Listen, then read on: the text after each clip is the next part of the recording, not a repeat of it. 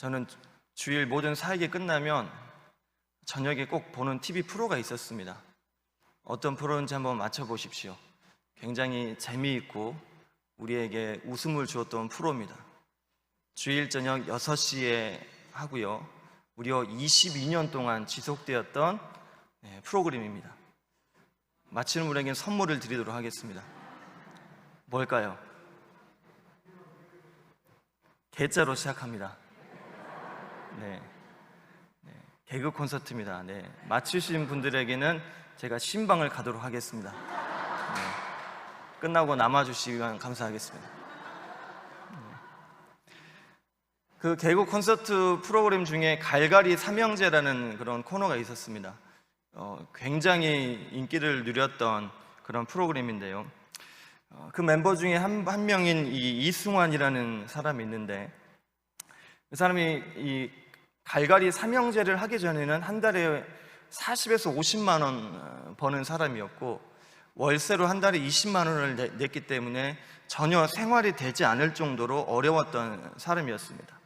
3시간 사회에 보면 10만 원 받는 그런 무명이었는데, 이 갈갈이의 삼형제가 완전 히트를 치면서 이제는 3분을 사회에 보고 500만 원을 버는 그런 엄청난 성공을 누렸습니다.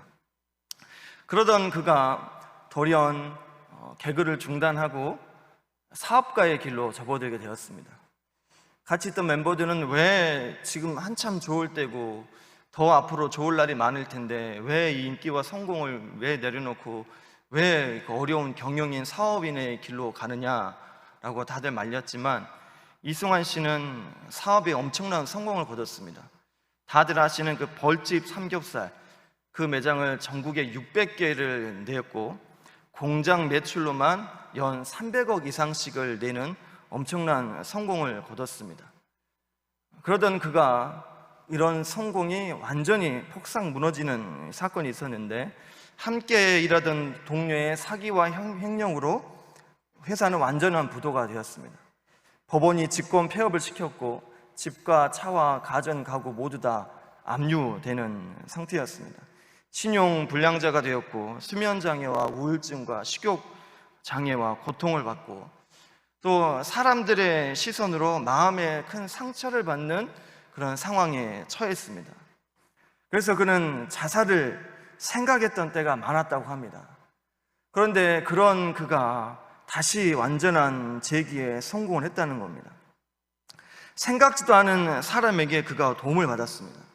전혀 모르는 형의 친구에게서 2천만 원을 후원받았습니다. 그 형이 이렇게 말을 하며 이렇게 2천만 원을 줬다고 합니다. 승환아, 어떻게든 일어나라. 너는 나한테 희망이다. 살면서 네가 나한테 준 웃음과 행복은 이 돈보다도 크다. 이렇게 하며 돈을 투자해 주었다고 합니다. 그래서 이승환 씨는 내가 죽어도 이 돈은 꼭 갚겠다라는 다짐으로 열심히 일을 했고, 상황이 계속적으로 좋아지자 그 형은 또 믿어주면서 또 투자해주고 그래서 마침내 동대문에 굉장히 큰 카페를 현재 운영하고 있고, 대한민국 브랜드 K를 받은 화장품을 만들어서 면세점과 홈쇼핑, 아울렛, 그리고 해외까지 수출하면서 다시금 엄청난 성공을 그가 거뒀다고 합니다. 그런 그가 이렇게 말을 했습니다. 나를 진짜 힘들게 했던 사람도 사람이었는데 나를 수렁에서 건져준 사람도 사람이었다라고 이야기를 합니다. 사람에 대한 중요성을 그는 전달하고자 했던 것 같습니다.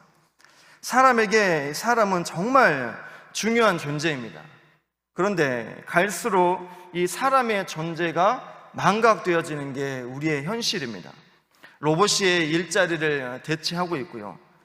그리고 싱글로 살아가는 사람들이 많고, 어쩔 수 없는 비대면이 이제는 필수 요소가 될 정도로 사람이 중요하고 사람이 있어야 되는데, 우리가 살아가는 사회는 갈수록 사람의 중요성이 줄어드는 그런 실정에 있습니다.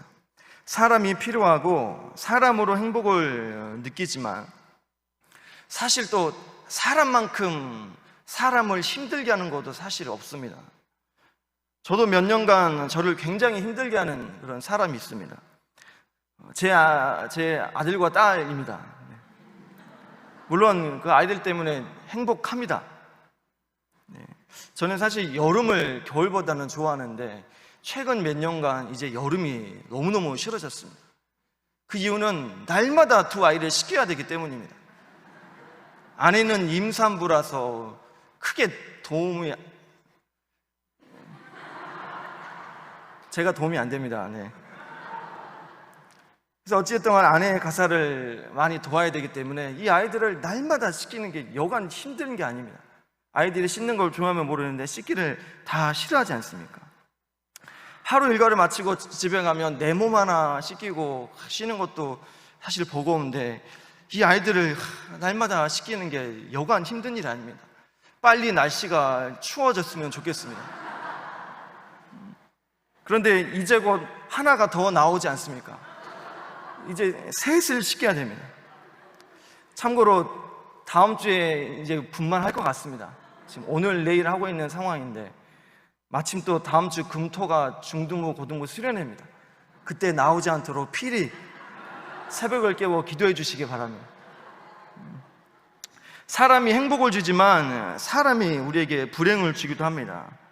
그래서 사람이 주는 행복을 누리지 못할지라도 사람이 주는 불행과 힘겨움을 당하지 않기 위해 사람을 포기하고 사람 대신 로봇을 대체하고 혼자를 선택하는 것이 지금 우리의 현실입니다. 그렇지만 하나님을 믿고 사람이 하나님의 최고의 피조물이라고 믿는 우리는 이런 세상과는 달라야 할 것입니다. 그렇기에 우리와 교회는 하나님을 향한 사랑과 열정이 자란 만큼 그 사랑이 사람을 향한 사랑으로 발전하고 있는가를 우리는 늘 점검해 보아야 합니다. 성경을 향한 열정은 불타고 있지만 사람에 대해서는 방어적이고 비판적이고 냉담한 모습을 우리가 보이지는 않고 있는지 우리는 살펴보아야 합니다. 하나님의 형상을 품은 사람들을 하나님의 사랑으로 사랑해 주어야 한다는 이 복음의 중심적인 가르침을 우리가 철저히 무시하고 있지는 않는지 우리가 점검해야 된다는 것입니다. 목회자인 저도 마찬가지입니다. 목회자의 초점과 이 목표가 제자화이고 또 교회를 성장시키는 일이다 보니 사람들을 있는 그대로 사랑해 주는 것보다도 내 사역에 유용한지에 따라 그 성도에 대한 태도가 달라지는 게 사실입니다. 사람이 먼저 사랑의 대상이 되기보다도 사역에 도움이 되는 요소가 먼저라는 겁니다. 우리는 사역이나 제자 훈련 그리고 영적 훈련보다 사람이야말로 영적 성숙의 진정한 척도임을 우리는 깨달아야 한다는 겁니다. 예수님처럼 사람들을 사랑하도록 우리는 훈련 받아야 된다는 겁니다. 예수님은 우리에게 엄청난 사랑을 보여주셨습니다. 어떠한 사랑을 보이셨습니까? 십자가에서 우리를 위해 자신의 생명까지도 버리시는 사랑을 우리에게 보이셨습니다. 그런데 십자가의 사랑만이 다가 아니지 않습니까? 십자가만큼은 아니다 할지라도 십자가의 시작이 되거나 십자가로 발전한 작은 실천적 사랑이 또한 예수님에게는 많았다는 겁니다. 먹이시고 입히시고 몸과 영혼을 치료하셨습니다. 그러나 사람에 대한 사랑을 보이신 예수님의 사랑의 시작, 그 시작은 무엇이었을까요? 예수님은 무엇 때문에 이 작은 실천적 사랑에서 십자가의 사랑이라는 엄청난 사랑을 우리에게 보이셨던 걸까요? 그 시작은 바로 대화였습니다. 예수님의 사랑의 시작은 대화였습니다. 대화가 별거냐, 대화와 사람을 사랑하는 것과 무슨 상관이냐라고 생각할 수도 있지만, 여러분 혹시 집에서 이 부부간에 또는 자녀간의 대화들 많이 하십니까? 요즘 이 유아 아이들이 이 언어 장애 치료를 많이 받는다고 합니다. 코로나 때문에 이 기관들이 많이 문을 닫고 또 교재가 없으면서 말을 배워야 되는 그 아이들이 말도 하지 않고 듣지도 않아서 아이들이 제때제때 이 언어를 구사하지 못한다고 합니다. 그런데 저희 둘째 하선이는 말을 너무너무 잘합니다. 안 해도 될 말까지 너무나도 많이 합니다. 아마 교회의 영향력이 아닌가 싶습니다. 그래도 영화 보고 와서 선생님들하고 이런저런 이야기하고 이런저런 이야기 듣고 그런 영향력이 아닌가 싶습니다. 목회자인 저도 말을 굉장히 많이 합니다. 신방 가서 말하고 설교 때 말하고 상담하고 또 회의하고 말을 많이 합니다. 그래서 집에 가면 말을 안 합니다. 집에 가면 이제 말을 안 하고 싶습니다. 그런데 아내는 오늘은 어떤 일이 했냐, 뭐 어떠냐 이런저런 이야기를 많이 하는데 저는 대답을 하지 않습니다. 그러면 아내는 나랑 말하기 싫어요? 아니, 뭐 화난 일이 있었냐? 당신은 내가 싫어요? 이렇게 이야기를 합니다. 나는 아니지만 상대방은 그렇게 생각한다는 겁니다. 나의 침묵이 상대방을 아무도 찾지 않는 사람으로 만들고 나의 침묵이 상대방을 버림받은 사람까지 만들 수 있다는 겁니다. 예수님은 아무도 찾지 않고 버림받은 사람들에게 예수님은 주목하셨습니다. 예수님께서는 이제 예루살렘을 떠나 유대 지역을 여행하셨습니다. 이 갈릴리로 가시는 길에 예수님은 사마리아와 그리고 수가를 비롯한 여러 마을들을 방문하셨는데 당시 대부분의 유대인들과 달리 예수님께서는 이 사마리아 지방을 애써 피해가지 않으셨습니다. 일부러 사마리아를 방문하셨습니다. 말씀에 등장하는 사마리아 여인도 이와 같은 사람이었습니다. 버림받은 사람이고 사람들에게 외면당한 사람입니다. 그래서 이 여인은 다른 사람들과의 이 접촉을 피하려고 집에서 더 멀리 떨어진 우물을 선택했고 아무도 없는 시간대를 활용하여 물을 기르러 오는 여인이었습니다. 그러나 이 계기로 예수님과의 대화가 시작이 되었습니다. 이 여인은 혐오받던 혼혈 민족의 일원인 사마리아인이었으므로 죄 가운데 또 죄로 사는 자로 알려져 있었기에 공공장소에 출입한다는 것이 굉장히 어려운 여인입니다. 훌륭한 유대인 남자라면 또는 정상적인 유대인이라면 아무도 그런 상황에 있는 이 여인에게 말을 걸지 않는다는 겁니다. 그러나 예수님께서는 말을 거셨습니다. 그래서 이 사마리아 여인은 매우 놀랐다는 겁니다.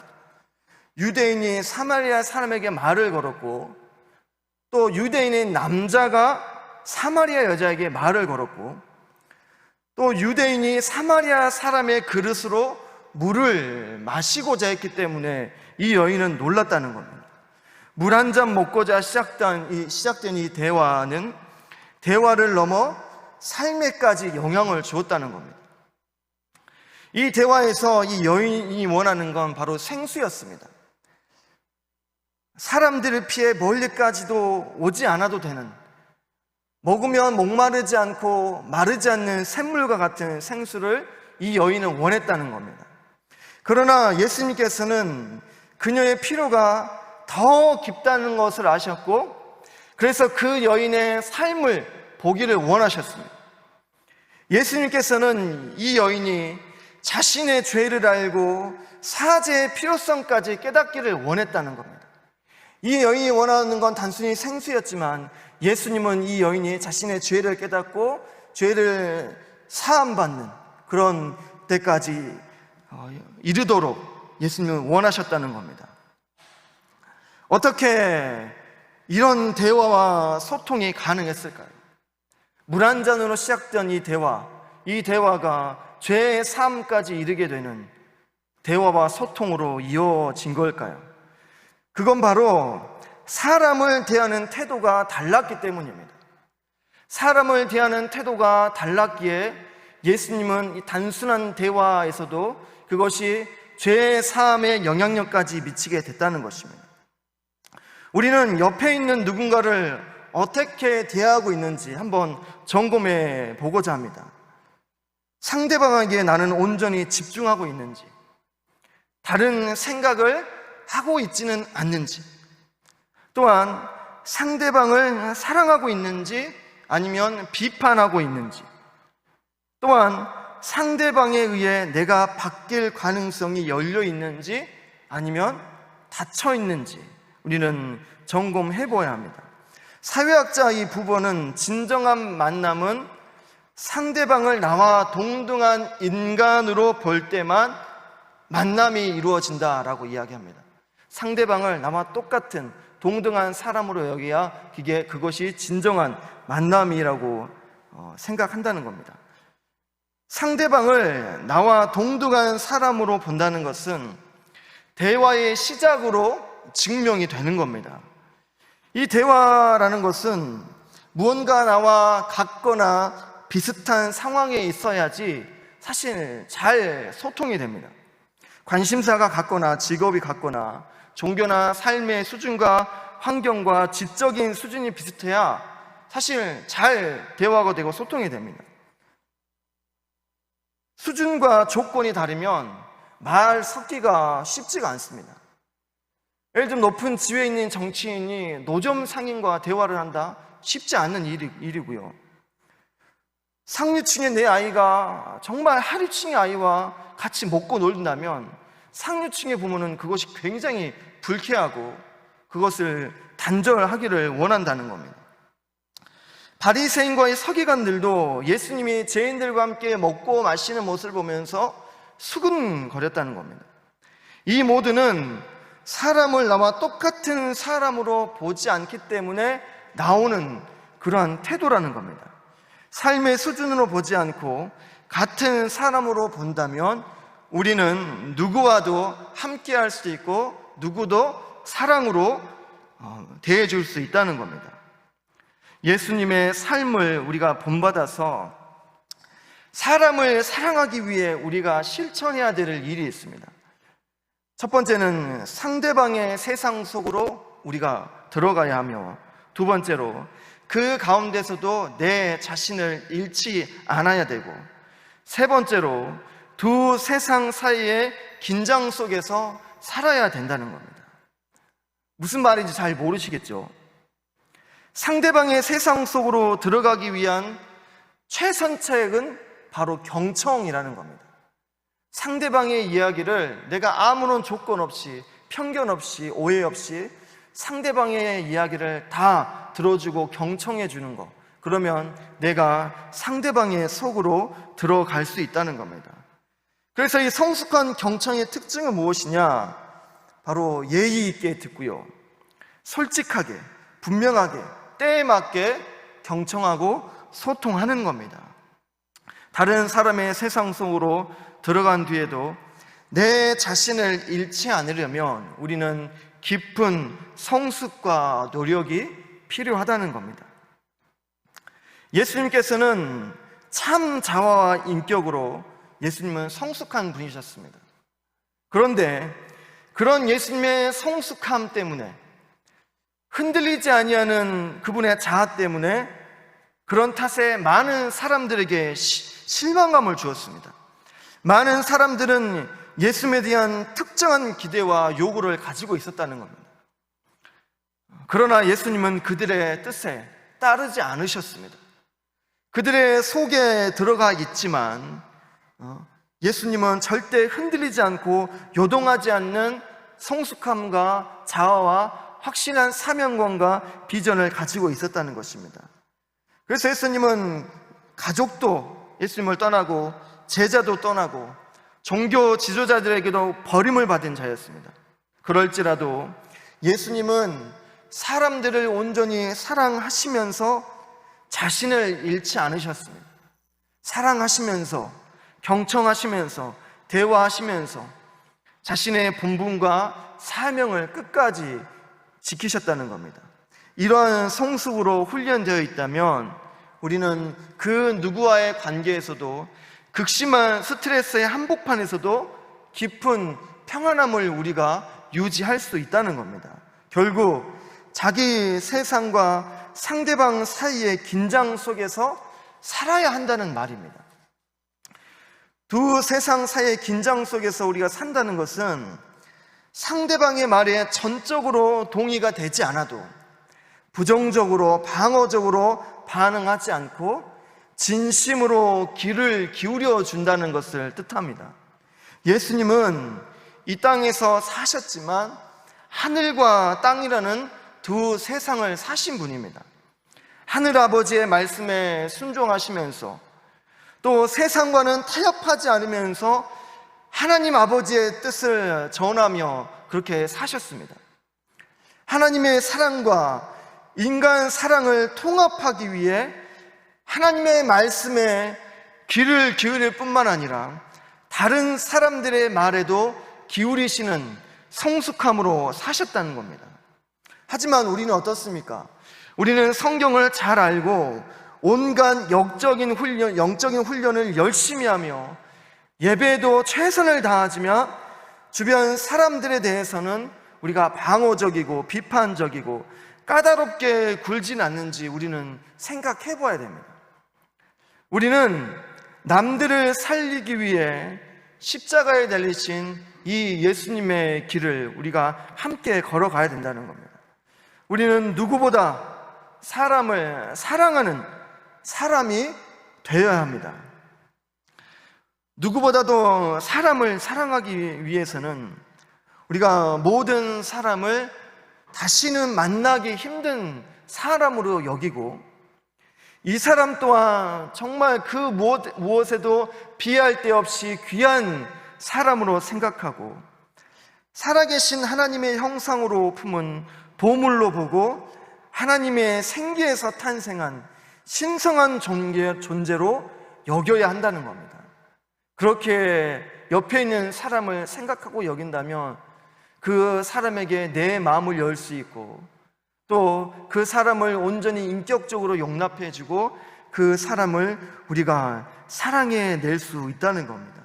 상대방에게 내 자신을 온전히 내어주며 그를 이해하기 위해 우리는 부단히 노력하는 그리스도인다운 삶을 살아야 될 것입니다. 그렇게 할 때에 하나님이 이 둘 사이의 틈 사이에 계심으로 그 관계를, 그 사이를 신성한 공간으로 연합할 수 있도록 만들어 주신다는 겁니다. 세상의 해답들이 무용지물이 될 때 세상은 자기들이 의지하는 바를 결국 우리에게 묻게 될 것입니다. 자신들이 생각했던 방법들, 자신들이 해답이라고 여겼던 것이 이 세상 안에 완전한 무용지물로 여겨질 때 하나님을 온전히 섬기고 믿고 따르는 우리들에게 그 해답을 묻게 될 것입니다. 그때 우리는 우리의 소망을 확실히 드러내 보여주어야 합니다. 누군가가 언젠가는 다 알게 되겠지요. 그렇게 말할 때 우리는 지금 그 답을 가지고 계신 분을 제가 알고 있습니다. 그렇게 응답할 수 있어야 합니다. 서로 성숙한 관계를 맺는 혁신적인 문화 공동체를 이루는 것이야말로 우리가 세상에게 줄 수 있는 가장 큰 해답과 선물일 것입니다. 우리와 생각이 다르거나 우리를 미치게 만드는 사람들을 사랑하는 것이 하나님을 사랑하는 것 못지않게 굉장히 중요하다는 것입니다. 우리가 하나님을 진정으로 사랑한다면 누구보다도 사람을 사랑할 수 있어야 된다는 것입니다.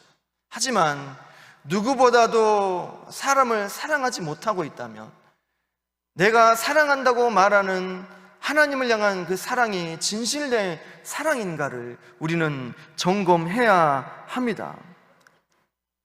우리가 하나님의 사랑을 많이 누리고 나서 그 사랑을 세상에 마음껏 나누어 줄 수 있는 그런 공동체가 되기를 소망합니다. 무엇보다도 사람을 사랑하는 사람이 되고 싶다면 먼저 다가가시는 여러분 되기를 소망합니다.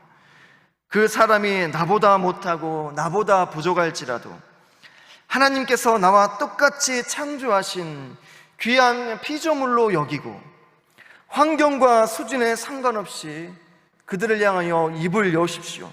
그리고 마음과 삶을 나누십시오. 그 작은 대화이지만 그 대화가 사랑의 씨앗이 되어 위대한 사랑과 섬김으로 발전할 수 있다는 것입니다.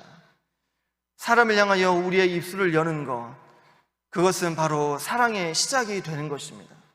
대화가 사랑과 무슨 연관이냐라고 생각할 수 있지만 그 큰 사랑, 위대한 사랑은 다가감으로 시작되고 대화로 시작되고 소통으로 시작되고 마음으로 시작되어 마침내 엄청난 결실로 맺어진다는 사실을 우리가 기억하므로 우리가 먼저 다가가고 우리가 먼저 입을 열고 우리가 먼저 용서의 내므로 누구보다도 사람을 사랑하는 우리 청복교회 공동체가 되기를 간절히 원하고 소망합니다.